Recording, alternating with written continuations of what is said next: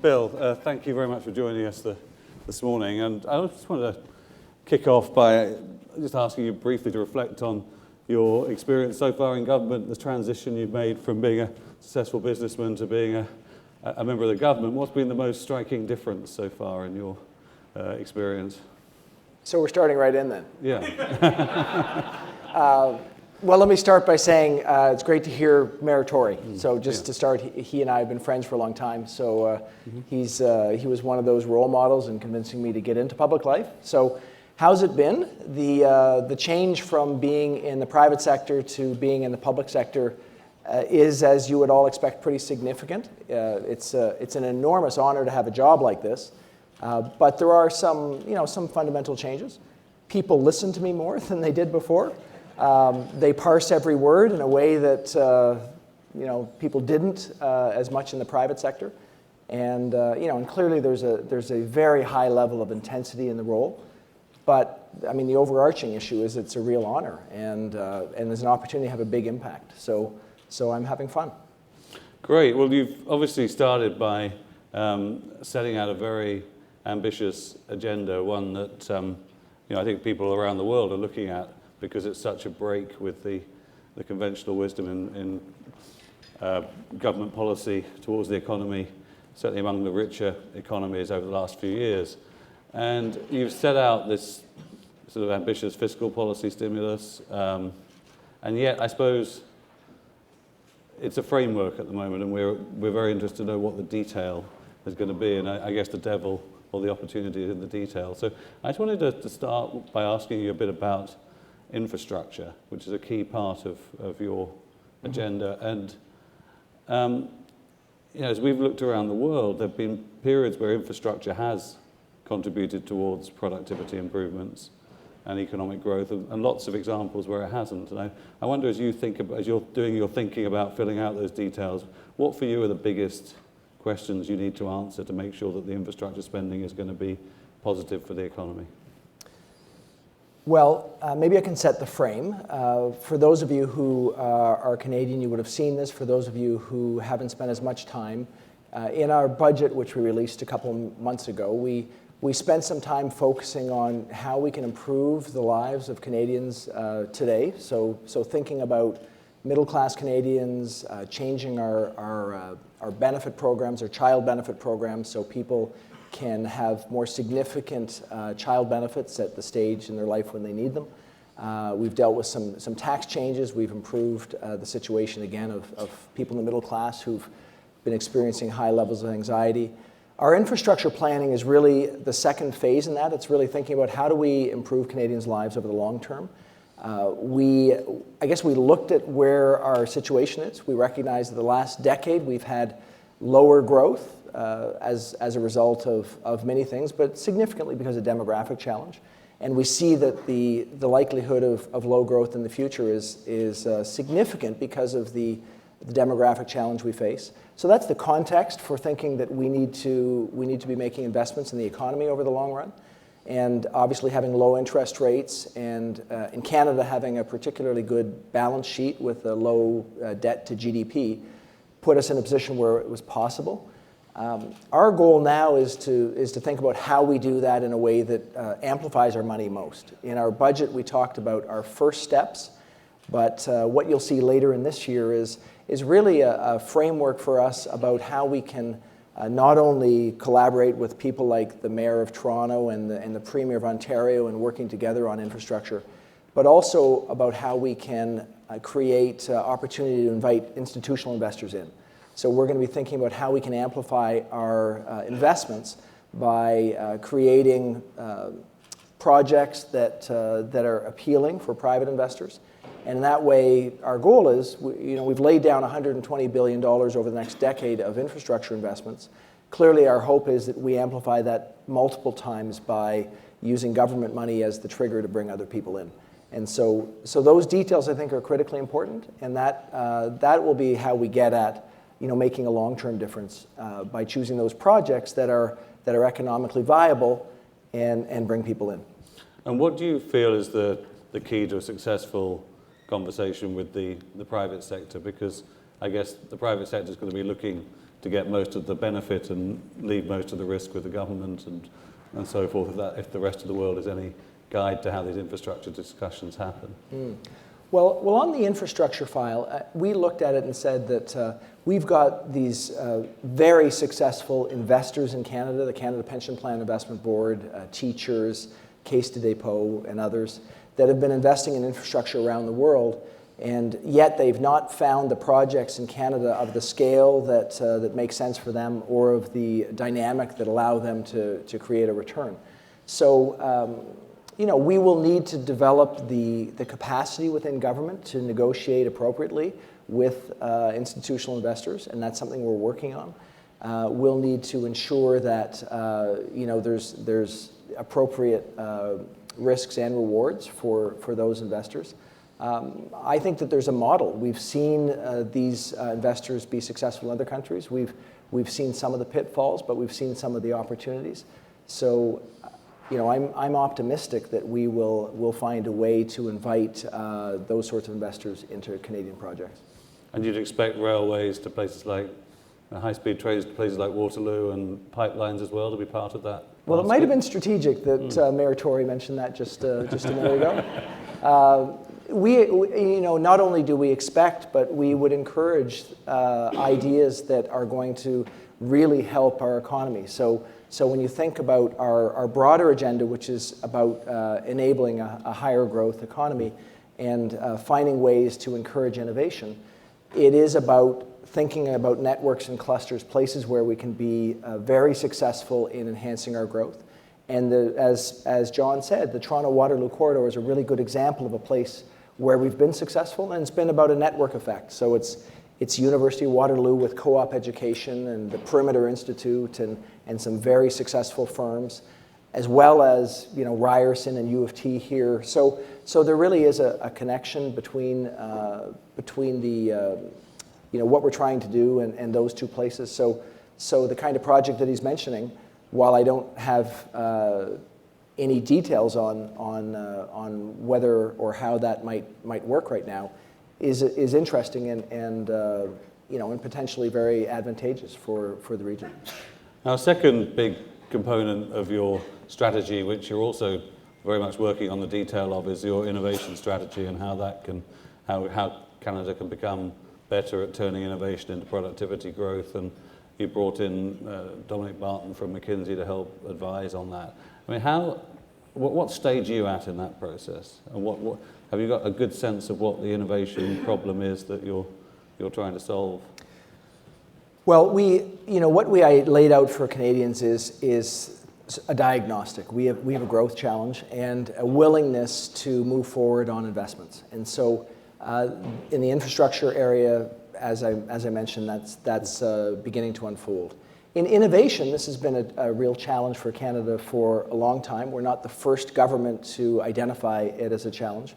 What we started with in terms of getting at it is we recognized that making investments in research at universities is a good foundational starting point.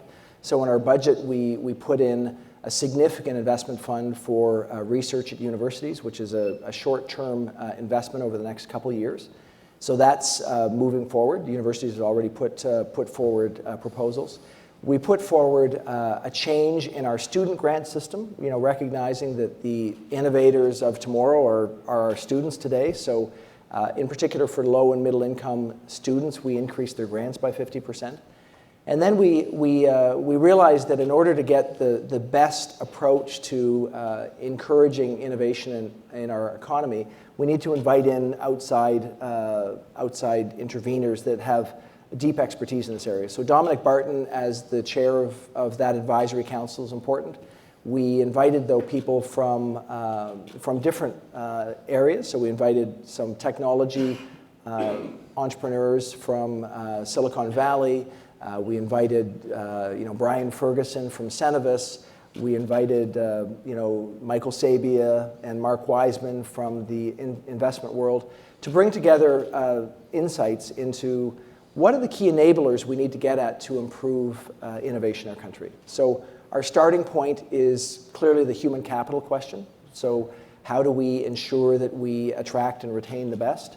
and ensure that there's appropriate ways to get them trained up appropriately for not only the first iteration, but the second iteration of their careers. And now we're looking at what are the ways that we enhance our success in developing networks and clusters that can really create a flywheel of growth in the country.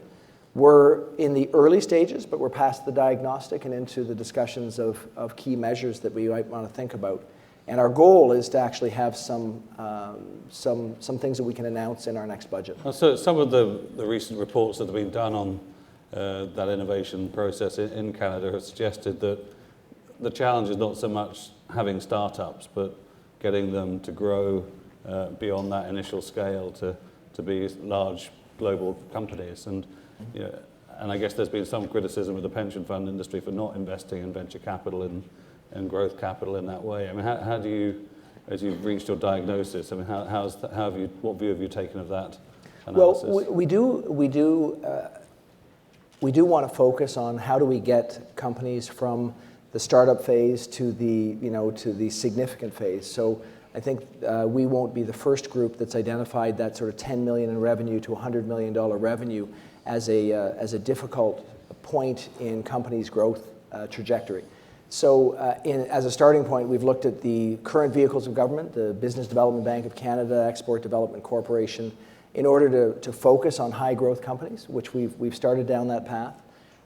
But then we'll be looking at the enablers. So as I said, human capital will be focusing on trade.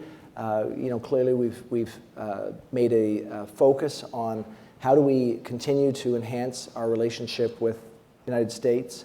We're moving forward on the Canada-Europe trade agreement, which we believe is important. We are in consultations with Canadians about the Trans-Pacific Partnership.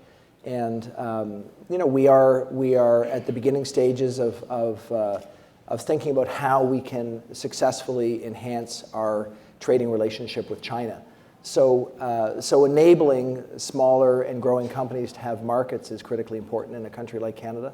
And then we'll focus on more specific initiatives that we can work on. And briefly on trade, as you brought it up, I mean, it seems like the world is turning against trade, even though these big deals are on the table. I mean, what are the chances really that many of these agreements are actually going to get implemented?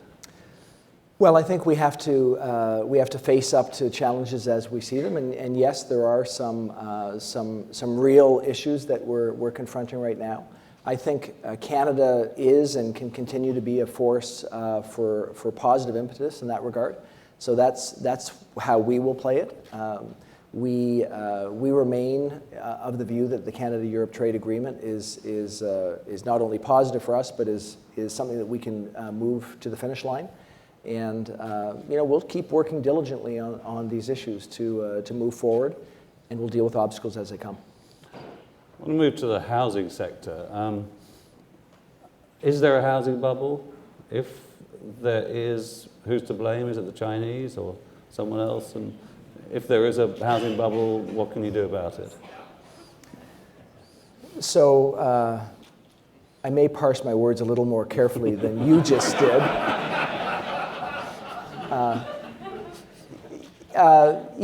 Very clearly in Canada, this is a huge issue. We have very high home ownership levels in Canada. People aspire to be able to buy a home, and if you're in Vancouver today, it is challenging for people to think about how they can get into the market and how their children can get into the market. So it is a very real issue for Canadians. But we recognize that it's a complicated issue. It's not a single unified market in Canada. There's really four parts to it. There's the part of the market that's pretty stable, and that's a significant part of the market. The Montreal and Ottawa and other parts. There's the strong part of the market, and I would include Toronto and region in that part of the market where there's some dynamics that are moving pretty fast. The very strong part of the market, which would be Vancouver and area, and then the part of the market that's actually not doing very well, Calgary and places that have been hit by oil changes. So it's complex. We moved forward quickly in this area when we came into government. So within a month, we changed down payments on homes between $500 and $1 million. We made some changes around the CMHC securitization fees that are going to come into effect this summer. But we're doing a deep dive on this. So we are looking very carefully at the dynamics under the market. But you're worried about it? Well, it's important to pay attention. So the deep dive includes thinking what the drivers are. So we've got population demographic issues. Toronto and Vancouver, there's higher population growth. We've got better labor markets in Vancouver and Toronto. It's much lower unemployment. We have supply issues. So there's 5.5 families for every single detached home in Vancouver. There's 1.8 families across the country for every single detached home. So there are underlying dynamics that are impacting this. And as we get at the challenge around whether there's foreign ownership issues, we need to consider the evidence. So we're looking at all the evidence we have: multiple listing services, real estate information, a deep dive in the Department of Finance. We put some money in our budget to look at it. And we're gonna remain focused on this, using real evidence to think about what are the measures that we can do in order to ensure that this market stays healthy for Canadians. Now, as you look at the economy, obviously it's been very dependent on oil and other commodities for a long time. And I guess implicit in what you're doing is, with the infrastructure investing and others, is some kind of diversification away from relying on oil. But do you have a goal for how far you want to be away from relying on oil in the way that you have in the past? Well, I think the frame for us as we came into government was a recognition at that stage that we were dealing with lower growth, that we were dealing with volatility in growth, that oil prices were in a declining phase as a result of those growth issues. So that was our starting point. So focusing on where we can invest and how we can invest, focusing on an innovation strategy doesn't take us away necessarily from the resource sector. We want to think about how we can be innovative in that part of our economy as well, but recognizes that in order to have an impact, we do need to focus on areas of strength that are not just the resource sector. So when Mayor Tory talks about the Toronto-Waterloo corridor and the success we've had there in the digital world, that's an area of focus. We'll be focused on clean energy because we have great engineering resources in this country, people that are very successful there that have worked in that sector more broadly. So we will work on how we can ensure our resource sector is successful, but we do need to realize that the economy is much more diverse than that, and helping to be more successful there will be critical. Obviously, the oil price is one big external factor that can influence the Canadian economy. You've talked about how a rise in interest rates in America would actually be a good thing, a good indicator for Canada in a sense, as showing their strong growth. You talked about if there was Brexit, that would be pretty bad for the world economy. And I'm wondering what your thinking is about President Trump, good or bad for the Canadian economy? So housing and Trump, can you prepare me for the next question? I think the starting point, many of us in the room, I'm sure, are Canadians. The relationship between Canada and the United States is much, much longer and deeper than any one prime minister or president. I like to point out that 35 of the states in the United States have Canada as their largest trading partner. So there's no plans to include a wall in your infrastructure spending to keep the fleeing Americans out, as they... We plan on maintaining a strong relationship and working in that regard. And we're convinced that we can work successfully with whoever is the president in whatever administration, and we will do that. So you've dodged that one very nicely. We should see if there's any questions from the audience. So a couple of quick questions we can't see very well. There's someone right in the middle there. There'll be a microphone that comes to you. Could you say who you are? My name's Justin. I'm from the Ontario Undergraduate Student Alliance. Okay. There's a microphone just coming to you. Just keep it very brief if you could. So it seems we've had low interest rates, not only in Canada, but around the world for quite some time now, with not too much to show for it. And I'm wondering, in your view, if there's any more that monetary policy can do to boost growth in Canada. Well, thank you for the question. I guess it's always It's always useful when we make statements like the one you just made, that we don't have much to show for it, is to consider that, of course, we don't know the counterfactual. So the monetary policy that we've had has brought us to the position of where we are today. So I'm not sure that the frame is something that we would necessarily agree on. I would say that obviously the conduct of monetary policy is not the purview of the Minister of Finance. It's the Governor of the Bank of Canada. That said, we recognize that in an environment where monetary policy has got fewer places to go, we need to think about what are the other ways that we can ensure that the economy is successful. So around the G7 and the G20 table, recognizing that growth globally is an issue, we are focused on not only on monetary policy, but on structural reforms and on fiscal measures that can help. That's really where our focus is. So as we think about structural issues, our government is working towards ensuring that our economy is successful. My colleague, Navdeep Bains, the Minister of Innovation and Science and Economic Development, is working on international trade issues, interprovincial trade issues with the provinces. And we're focused on what are the fiscal things that we can do that can make a real difference over the long term. So we believe, given our current situation, our balance sheet, that's a place where we can have a real impact, and we think it's the appropriate policy mix for Canada at this stage. Right, there's someone over here in the middle. You can say who you are again. There should be a microphone coming to you. Hi, my name is Trevor Plinton. I'm a graduate student at the University of Toronto.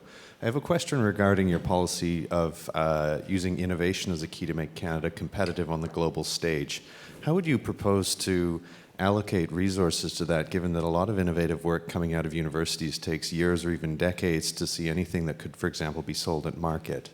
Do you have any thoughts on how that influences your policy decisions in that area? Well, thanks. Yes, we understand that the drive towards commercialization of ideas is critically important. The starting point around investing in research at universities had a focus on people explaining how the efforts that they're focused on can lead to commercialization. We don't, though, want to focus exclusively on that. We know that focusing on basic science has positive long-term impacts. So the starting point of significantly investing in our research councils was an important statement to Canadians in the scientific and research community that we're going to focus on basic science. But as we move forward, we'll be thinking about how we ensure that businesses and universities and colleges and other institutes can work together towards moving innovative ideas to market quickly. It's something we've actually already allocated funds towards in our budget, and now we'll have to think about how do we actually execute on that.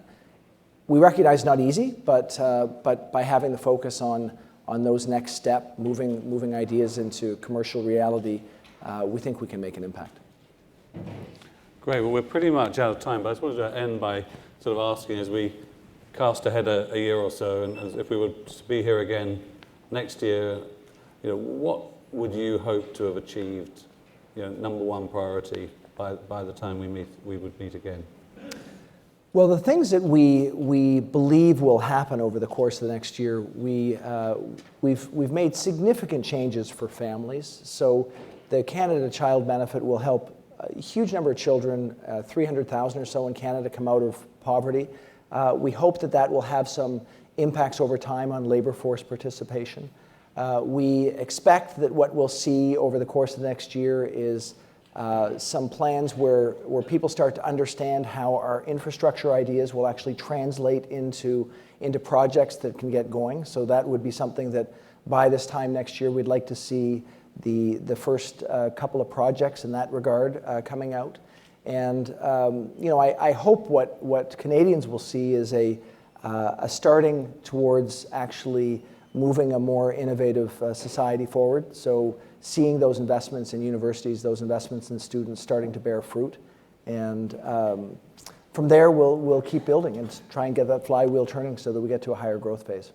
Great. Well, this is a very important phase for Canada, and you've been entrusted with a great responsibility. So the eyes of the world are on you, and we wish you the best. And thank you very much for. I do have one final plug. Yes. So when I traveled around the world to talk about our budget, we had a really excellent coverage from the Financial Times in the UK. They were very positive. They called us a glimmer of light, and the Wall Street Journal talked about us as a poster child for global growth. So I'm just looking towards the Economist as a potential amplifier. We did describe your first budget as globalization with a human face, which I think, as the Economist goes, is as good a compliment as they could be. So, That's perfect. Thank you very much. Thank you very much. Thanks.